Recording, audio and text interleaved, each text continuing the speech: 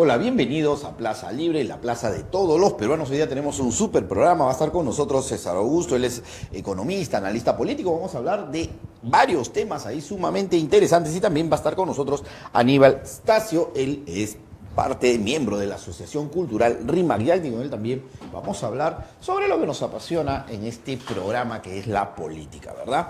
Y bueno, vamos a dar inicio a este programa del día de hoy con César Augusto. ¿Qué tal, César? ¿Cómo estás? Muy buenas noches y bienvenido a Plaza Libre, la plaza de todos los peruanos. Como siempre, Yuri, es un placer estar aquí y yo encantado de poder tocar la pluralidad de temas que están a la orden de la mesa. Muchas gracias por la invitación. No, al contrario, sabes que siempre es un honor tenerte aquí. César, vamos un poquito a ver, el precio de la gasolina está subiendo y hay personas que lo que quieren es achacarle el tema. Obviamente, todos los problemas que pasen en el mundo son culpa de Pedro Castillo, para la derecha peruana.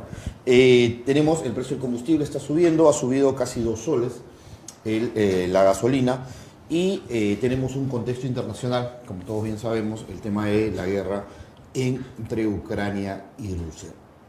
Esto, ¿de qué manera, aparte del incremento del precio en la gasolina y de los commodities, que como bien sabemos y el día de ayer estuvimos hablando, van a incrementar el costo de la canasta familiar? ¿Qué otros efectos en la economía va a generar esta coyuntura política de la guerra con Ucrania, o la guerra en Ucrania? Lo primero que hay que precisar, Yuri, es que las guerras, en cualquier escenario, ha demostrado históricamente que son factor de inflación, son factores inflacionarios.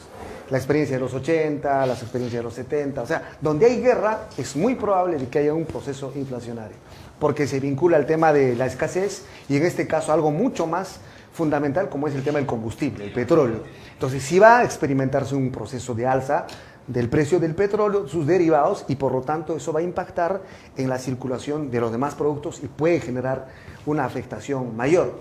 Pero hay que decir también que la causa de esa guerra en el siglo XXI, por la experiencia, es el expansionismo militarista de Estados Unidos y la OTAN, que es el principal responsable de toda esta reyerta militar que le está costando vidas inocentes en Ucrania y está poniendo al mundo al borde de una posible guerra que todos no queremos que ocurra, como sería una tercera guerra mundial. Eso es una realidad que hay que reconocerlo, pero el mundo se va a ver afectado fuertemente mientras esa confrontación militar dure y nos va a girar la factura, ¿no? Naturalmente, porque estamos en la globalización y en la globalización neoliberal capitalista todo está interconectado. Lo que pasa allá nos afecta aquí y uno de ellos es el tema del combustible. No, siempre cada vez que una potencia mundial estornude, el resto del mundo se resfría.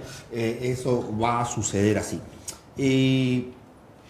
Ya viendo obviamente el impacto económico es claro, ya tenemos el alza no solamente del combustible y en el caso de la canasta familiar el tema de los commodities, por lo cual vamos a tener que fundamentalmente somos un país importador de harina, de soya y de maíz. 3 cosas que antiguamente no dependíamos tanto del mercado internacional. Se ha hablado mucho en contra de la famosa autarquía, el hecho de que nosotros busquemos, ahora se llama de la autosuficiencia alimentaria o la suficiencia alimentaria, como le quieran llamar. Soberanía alimentaria. ¿No? O soberanía alimentaria. ¿Cuán importante va a ser? Ya no me refiero al hoy, ni siquiera de repente a los 4 o 5 años que le queden, si es que sobrevive el gobierno del profesor Castillo. En la economía mundial, como se están presentando las cosas, problemas de índole climática. Recordemos que la última subida de los commodities a nivel internacional antes de la guerra con Ucrania se debió fundamentalmente a un tema climatológico. Tenemos qué nos espera o hacia dónde debemos proyectarnos precisamente desde el punto de vista de lo que tú llamabas la soberanía alimentaria. Efectivamente, Yuri, uno de los fracasos del modelo económico neoliberal es su sesgo reprimarizador, es que la economía principalmente se mueve por el sector primario exportador, minerales, que hacen el 60% de la exportación, pero además tiene un problema de sesgo importador. Tenemos el 20% en sesgo importador, pero ni siquiera es importaciones en temas tecnológicos que pueden ser explicables desde el punto de vista del comercio sano, de que yo interactúo en base a lo que me falta. Pero la harina, estamos hablando de insumo, materias primas que el Perú puede producir, Ese sesgo negativo es producto del desastre de las políticas neoliberales que no ven la necesidad de construir una economía nacional articulando la agricultura, la industria ligera, la industria pesada, sino que al libre comercio, aquello que sea más rentable y sin importar los intereses nacionales. Y ahí está la vulnerabilidad. En una situación donde el escenario internacional se ajusta, esas debilidades, ese sesgo importador en productos de extrema necesidad nos terminan golpeando y eso revela un punto crítico de la economía neoliberal que en estos 20 o 30 años se ha profundizado en el país sin importarle la economía de la gente, ni mucho menos la sostenibilidad de la economía en el tiempo. De modo que eso es algo que hay que rectificar en lo que viene, ¿no? Es una responsabilidad muy grande la que tenemos adelante. En ese sentido yo me gustaba mucho la idea que tenía el profesor Castillo de el tema de la segunda reforma agraria, entendiéndola como una tecnificación del agro a nivel nacional. Me parece genial esa idea, me parece genial el hecho de que se esté trabajando, por ejemplo, el tema de los invernaderos en zonas altoandinas, ¿no? El día de hoy ya se produce fresa en Apurímac, o sea, cosa que era impensable, ¿no? Antiguamente, y con tecnologías que no son la gran cosa, o sea, no es que necesitamos pues robots para hacer eso. En ese sentido, ¿cuán importante va a ser de aquí en el tiempo? Porque obviamente el impacto al corto y al mediano plazo es importante, ¿no? Porque va a solucionar problemas fundamentalmente económicos de las familias más pobres del país, la siembra y cosecha de agua. Pero en el tiempo, ¿qué nos garantiza si es que revolucionamos un agro, ¿no? Un microagro, porque generalmente son pequeñas parcelas las que se están trabajando, en el tiempo, ¿no? ¿Qué tanto esto podría revertir, hablando desde el ámbito económico, generando obviamente mayor riqueza en las zonas más pobres del país? Es fundamental, Yuri. El 30% de la población económicamente activa está en el sector agrario. Y el sector agrario está directamente vinculado con lo que se llama soberanía alimentaria.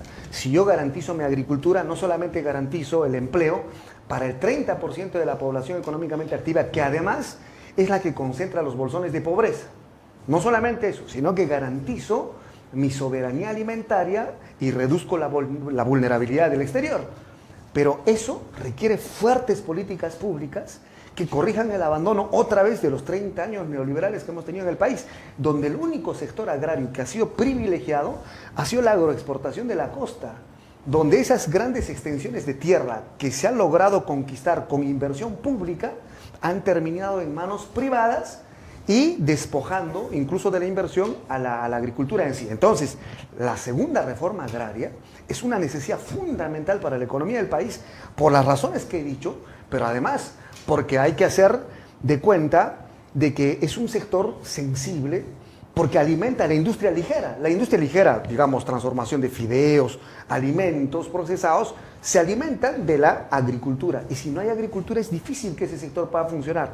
Se requiere inversión, se requieren créditos, se requiere tecnología, se requiere mercado interno, pero principalmente se requiere una voluntad política capaz de quebrar los intereses nefastos que hay en el sector. Entonces sí, efectivamente, que es un reto enorme que nos está revelando el mundo en el siglo XXI, que sin agricultura estamos fritos. Claro, pues nadie come tecnología, ¿no? Nadie agarra su celular y se lo lleva a la boca cuando tiene hambre. Y vamos un poco, ¿cómo ves? Tú eres un analista muy acucioso.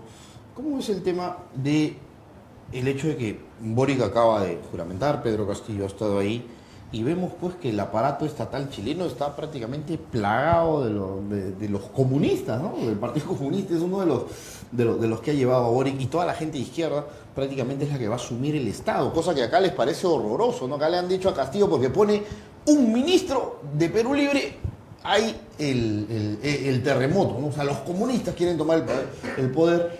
Eso sucede en Chile y nadie se asombra.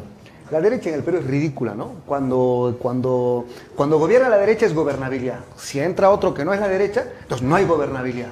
La gobernabilidad son ellos y sus intereses. Eso entienden ellos chatamente por gobernabilidad. Pero yendo a lo de Boris, creo que es una experiencia histórica por varias razones. Primero, porque está sucediendo en el primer experimento neoliberal del mundo. Recuerda, Yuri, que el neoliberalismo primero se implementa con una dictadura feroz como la de Pinochet, que implementó campos de concentración en Chile, que incluso el mismo Hitler podía sentirse con complejos de inferioridad porque masacraron a la gente en los estadios. Y ese modelo económico que decían que era el mejor a nivel macroeconómico, resulta que era un desastre a nivel microeconómico. Y eso lo demostraron las marchas, las protestas, la salida de la gente. Y Boric es la reivindicación del pueblo chileno, pero no solamente del pueblo chileno, también de Salvador Allende. Porque él dijo que volveremos por esas amplias alamedas, porque la historia le pertenece al pueblo. Yo creo que eso se está cumpliendo. Es el agotamiento del ciclo neoliberal y es el retorno de lo público, que es una experiencia que tenemos que aprender y hacer votos porque eso salga muy bien. Entonces, el Perú tiene que aprender de que el primer país que implementó el neoliberalismo lo está abandonando, lo que significa que ya no es el camino. Y esa reflexión debe de movernos a nivel político en el país, y yo creo que ese es el gran significado que tiene Boric: reivindicación de la democracia, reivindicación de lo público, reivindicación de las nuevas generaciones, un rechazo a la dictadura, un rechazo al neoliberalismo y un rechazo a esa falsa economía boyante en lo macroeconómico, pero desastroso a nivel microeconómico, que es lo mismo que ocurre en el país. Porque te puede ofrecer cifras, crecimiento, ¿no? Estabilidad de precios, pero la gente está pobre. Tú eres economista, no entonces funciona. cuando a nosotros nos dicen el Perú está creciendo y sigue creciendo y nos dan cifras y nos ponen cifras, ¿no? Ahora hay tantos celulares, por dar un ejemplo, ¿no? En los años 80 no había, en los años 80 no había ni teléfonos, el celular no existía. Entonces te dan, ¿no?, resultados como tantas tablets, tantas computadoras, tantas celulares a nivel mundial, en el país, perdón. Esas son sus cifras macro, pero entendemos de que si bien las necesidades de los 80 no son las necesidades de hoy, hemos cambiado, el mundo es globalizado, ahora creo que toda familia necesita tener internet en casa, ¿verdad?, para poder ver programas como este, por ejemplo, ¿no? O vernos por cable, cosa que ya no debería haber también. Yo siempre conversaba con personas que ven el tema del apagón analógico como una dictadura de ciertos canales en el país. Pero, ¿cómo se maquillan, ¿no?, las cifras macroeconómicas para decir pues que estamos en un país casi en el primer mundo? Sí, lo que es absolutamente hipócrita y falso, pero hay que tomar en cuenta esto, Yuri, esto es fundamental. Que en la economía, el que hable solamente de crecimiento se ha quedado en la edad de piedra. Hay que hablar de desarrollo. Incluso el que habla del desarrollo a secas está en la edad de los metales. En el siglo XXI de lo que hay que hablar es de desarrollo sostenible. Y eso implica dos cosas. Desarrollo, porque garantizas tres cosas a la gente: ingresos, un buen empleo, ingresos, educación y salud. Esas tres variables, incluso en la medición de la ONU, son las que te indican si un país está desarrollado o no. Esos tres datos son desastrosos en el país y ahorita vamos a ver por qué.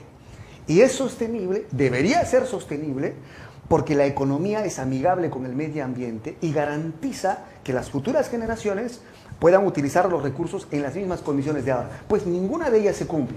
Tú te fijas el empleo, 70% de informalidad. Los salarios estancados hace mucho tiempo. La primera variable del desarrollo, jalados. Te fijas en el tema educativo, las encuestas PISA nos van a devolver a la realidad en la que nos encontramos. Nosotros analizamos la tercera variable, que es la vida prolongada y sana, la vida longeva y sana. Bueno, las personas se nos están muriendo mucho antes de la media y encima en condiciones muy desesperantes, de la salud abandonada, en sistemas quebrados. Esa es la realidad del Perú. Entonces, te pueden meter la cifra de crecimiento, pero ese crecimiento puede ser un crecimiento macroeconómico que refleja el crecimiento de la minería, del sector financiero y del boyante ingreso que han tenido las oligarquías en el Perú. Pero a nivel microeconómico, preguntémosle al campesino si en su bolsillo se ha incrementado en 1% siquiera sus ingresos, si sus oportunidades en educación han aumentado, aunque sea en 0,01%, lo contrario, en la pandemia ha incrementado la pobreza. Yuri, te voy a dar una cifra escalofriante. El Cusco tiene 1.200.000 habitantes, todo el departamento del Cusco y sus 13 provincias de donde yo vengo. Ahí están mis yachtamais, a quien quiero saludar a todos, mis hermanos del Cusco. La cantidad de pobres que hay en el Perú bordea los 10 millones de peruanos, porque es casi el 30%. ¿Cuántas veces entran esos 1.200.000 en esos 10 millones? Por lo menos entran 9 veces. 9 veces el departamento del Cusco y sus 13 provincias tenemos llena de gente pobre. A eso no le podemos llamar éxito económico, milagro económico, estabilidad económica. No le podemos llamar absolutamente nada. Se le llama una estafa económica que ha beneficiado a una oligarquía y ha destruido la economía y la esperanza de mucha gente. Esa es la pura realidad. Y los chilenos están corrigiendo ese error histórico de cifras macroeconómicas bollantes, pero desastre microeconómico, como te vuelvo a repetir. Hay una congresista de Fuerza Popular, siempre dice, ¿no?, que la gente está decepcionada de Castillo. Y está decepcionada porque esa gente esperaba un cambio mucho más radical, ¿no? Y precisamente es el Congreso el que lo está aguantando de hacer estos cambios y esta revolución en el interior del país que se clama a gritos, ¿no? Y yo no entiendo si ellos son miopes o, bueno, obviamente, de que responden a intereses, porque no creo que sean tan ciegos de no ver una realidad en la cual Lima es una isla a comparación del resto del país. Sí, mira, lo que yo creo es que la derecha peruana ha sucumbido ya a una miserabilidad, digamos, enorme. Y ese tipo de argumentos sencillamente no los puedes tomar en serio. O sea, que la gente esté decepcionada de Castillo no significa que esté enamorada del fujimorismo ni del neoliberalismo. Están decepcionados porque los primeros que han llegado a, digamos, a desbordar la paciencia de la ciudadanía ha sido esa corruptocracia que ha gobernado el país durante mucho tiempo. Y a Castillo le están criticando precisamente por no cambiar eso. Y ellos creen que le están haciendo barras. El problema es que consumen no sé qué, pero están interpretando el cuadro al revés. Entonces, lo que yo creo que el Perú, lo que le reclama a Castillo el Perú en el fondo no es que vuelva Keiko, que vuelvan los ladrones de siempre y la corruptocracia. Lo que están pidiendo es que cumpla sus promesas, que se encamine por donde ofreció en la campaña electoral y culmine con la realización de las esperanzas del pueblo. Solo un miope o un microcéfalo podría interpretar de que eso es aplaudirle al fujimorismo. Vive en otra realidad, ¿no? Esa es la situación que se vive en el país. El Congreso, ¿no?, ha sido un Congreso obstruccionista y creo que nadie en su sano juicio puede pensar lo contrario. Este Congreso lo único que ha hecho es tratar de petardear, pero a las finales han claudicado, ¿no?, porque van a seguir siendo obstruccionistas, pero en ese lado, por ejemplo, sí resalto lo que dijo la congresista Tudela, fiel a su ideal, ¿no?, un ideal de derecho, obviamente, el decir, pues, que ¿por qué no quemamos la bala de plata? Pues hay que tirarnos abajo el gabinete, ¿no? Con lo cual, pues, forzarían nos vamos todos, ¿no? Que sería una de las alternativas a la cual podría aspirar la derecha, pero ni siquiera sus propios soldados son lo suficientemente valientes como para hacerse harakiri. No tiene los suficientes principios para poner en riesgo su pellejo y al mismo tiempo devolverle el derecho a decidir a la población, que sería eso, de, digamos, rechazar la confianza y que se vayan los dos. No, porque su cálculo es tan chato que simplemente se reduce a luchar por el poder en las condiciones de ilegitimidad que le permite los forados de la Constitución del 93, porque hay responsabilidad en la Constitución del 93 por no definir bien las causales, precisar bien las motivaciones de la vacancia, y esto viene despelotándose hace 5 años, y el desastre va a seguir si nadie lo para. Pero habría que preguntarnos nosotros, ¿el Congreso ha aprobado alguna ley que resuelva o intente resolver los problemas del país? Yo no lo he visto. No lo he visto. Pura ley declarativa. Y el Congreso está jugando sencillamente a, digamos, corregir la derrota de la segunda vuelta. O sea, mira, tanta es la falta de institucionalidad en el país, la crisis de la democracia neoliberal, que primera vuelta, segunda vuelta, cerrada la segunda vuelta, El Congreso todavía hace su tercera vuelta. O sea, no hay resultado electoral. Es la revancha de la segunda vuelta. A ese nivel de desastre nos han conducido, y yo creo que esto, si esto sigue, Yuri, va a conducirnos a un estallido social muy grande. Porque la gente puede aguantar uno, dos, pero se está acumulando una válvula que puede reventar no sé en qué dirección. La gente, y fundamentalmente la gente de provincia, está sumamente molesta con este Congreso. El Congreso, y yo entrevisté aquí al señor Cueto, que es congresista de Renovación Popular, y le preguntaba, ¿no?, si tenían alguna prueba por alguno de los 18 puntos que hasta ese momento su bancada, con la bancada del Fujimorismo y la de Avanza País, tenían sobre el presidente Castillo, y me dijo que no tenían ninguno, que era un juicio político, que era totalmente subjetivo, y que bueno, esto iba a ir por ahí. Pero no tienen los votos ni siquiera. Yo lo leí, la moción. Para tirarse abajo a Mamani.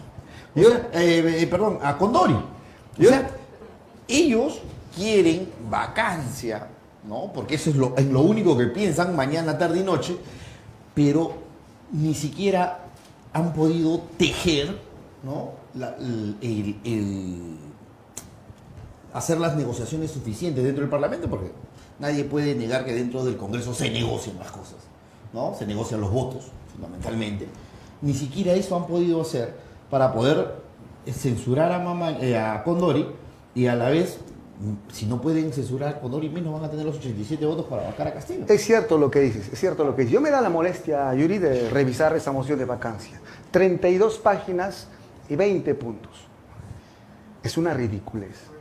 Uno de sus argumentos era de que... La desaprobación del presidente, sí, que tenía más del 62% de desaprobación, vacancia. Y el otro era de que el tema de cederle el mar a Bolivia.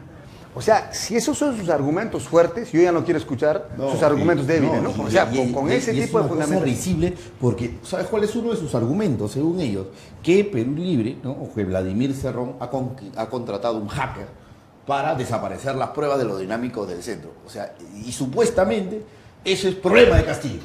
Sí, también leí el tema de que el presidente coordinaba con PL. O sea, ¿a qué nivel de ignorancia política ha llegado la política de las derechas?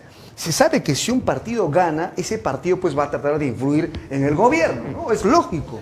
Cuando ganó el APRA, el partido aprista procuraba influir en el gobierno del APRA. Mira, yo me acuerdo pero resulta que ahora eso no. Cuando el APRA gobernaba, todos los ministros eran apristas y nadie se dejaba. Sí, corruptos y todo. Y ministros apristas con carné y militancia activa. Exacto. Y ahí sí no, ahí más bien había institucionalidad. Claro. Pero ahora eso se ha convertido en causal de vacancia. El problema es que la derecha no tiene argumentos ya para reproducir los 5 años de desastre que hicieron inmediatamente. Es la pura verdad, Yuri. ¿Qué nos espera? La incertidumbre. Nos espera la incertidumbre. Me gustaría pensar en que nos espera algo como en Chile, pero en todo caso nos espera una historia por hacer. Y yo creo que desde estos espacios que tú promueves, Yuri, se puede primero reflexionar y segundo, empezar a articular fuerzas para poder ser una oleada de cambio en el país. La situación que vivimos es crítica, pero yo creo que la indignación, incluso la decepción, no nos puede llevar a tener una posición equivocada. Y la posición equivocada es creer que el fujimorismo, que Renovación Popular, que el fascismo y las oligarquías y los medios de comunicación pueden siquiera intentar ser una opción en el país, que no lo son. No tenemos un líder ni en la derecha ni en la izquierda todavía, ¿no? El único que por ahí más o menos tiene cierta aproximación del liderazgo dentro de la izquierda, podríamos decir que es Vladimir Cerrón, pero con todos los problemas que él tiene, ¿no?, y algunas limitaciones que desde el plano legal, pero no vemos, ¿hay una salida al final del túnel? Siempre hay una salida al final del túnel, siempre que no nos cueste mucha sangre, mucha frustración en el tiempo y no nos cueste este tipo de desastres en medio de una pandemia. Pero yo creo que la gente está empezando a considerar de que si Pedro Castillo no cumple esas promesas, pues habrá otras fuerzas, otras corrientes que puedan remar eso un poco más allá. Pero hay un sector de la población que le está instando a Pedro Castillo a que por favor retome sus banderas y canalice toda esa votación hacia buen puerto. Son 6 o 7 meses de gobierno, o quizás, digamos, el tiempo muy pequeño para poder evaluar, pero la esperanza es lo último que se pierde y la acción concreta de la gente creo que debe estar a la orden del día. Personas como tú, los jóvenes, las personas que están en la plaza de armas, todas las provincias, la gente, los excluidos del país, yo creo que son los que tienen que recuperar la patria, y para eso yo lo digo tajantemente, se requiere una revolución ciudadana del bien común. Una revolución porque hay que cambiar el país. Ciudadana porque los protagonistas no pueden ser las oligarquías, sino los ciudadanos de a pie. Y del bien común porque hay que echar al mar al neoliberalismo y recuperar la educación, la salud, la vivienda, lo público. Creo que esa revolución es la revolución del siglo XXI que toda la ciudadanía espera y que es un gran proceso de gestación que se debe llevar adelante. Esa es la perspectiva optimista que yo tengo sobre el país. Para cerrar, ¿se hace cada vez más necesaria una nueva constitución? Por supuesto que sí, totalmente. Y el que diga que no, no sabe absolutamente ni de historia y ni siquiera está enterado de lo que pasa en Chile. Lo primero que hay que entender es que la constitución fujimorista del 93 no puede ser el fundamento de una república, porque una república no se puede basar en una constitución autoritaria. Primer problema, eso tenemos que corregir históricamente. Segundo, una constitución no puede recortar los derechos humanos, tiene que reconocer la plenitud de los derechos humanos. Y la constitución del 93 ha sesgado los derechos humanos hacia los derechos individuales de corte liberal, que es lo que le gusta a Gertz y a toda su manchita, y han cortado los derechos sociales que atañen a los trabajadores, a la ciudadanía. Segundo problema. Tercer problema, a nivel económico, han desmantelado lo público para entregárselo al sector privado y a las oligarquías del sector privado. Lo que se requiere es recuperar, equilibrar virtuosamente lo privado y lo público, porque los dos hacen funcionar la economía. Y el tercer problema es que cuarto problema, con esa economía de mercado, se quita legitimidad a los derechos humanos, porque tú no le puedes reconocer el derecho a la salud en el primer capítulo de la Constitución y luego decir que el libre mercado decide. Una de los dos, pero no pueden ser los dos al mismo tiempo. Y lo último, cosas, vacíos, lagunas, como diría Lowenstein, que es este tema de la vacancia presidencial, que está muy mal precisada, está muy difusa, que se está prestando al desastre institucional que se viene arrastrando desde hace 5 años. Cambiar la Constitución es una necesidad política, republicana, de emergencia moral, pero de necesidad fundamental para el futuro. Y creo que eso sí es no negociable, ¿no? Desde mi perspectiva. Muy bien, César Augusto, como siempre es un placer hablar contigo. El tiempo en televisión Yo lo es sé. sumamente corto. Es casi taquigráfico lo que hay que decir. Sí, hermano, hay que hacer, Muchas gracias, hacer un esfuerzo de síntesis muy grande, pero te agradezco por estar acá con nosotros. Sé que acabas de llegar de viaje directamente para acompañarnos y bueno, nos estamos viendo. Muchas gracias, Yuri. Un Gracias. abrazo.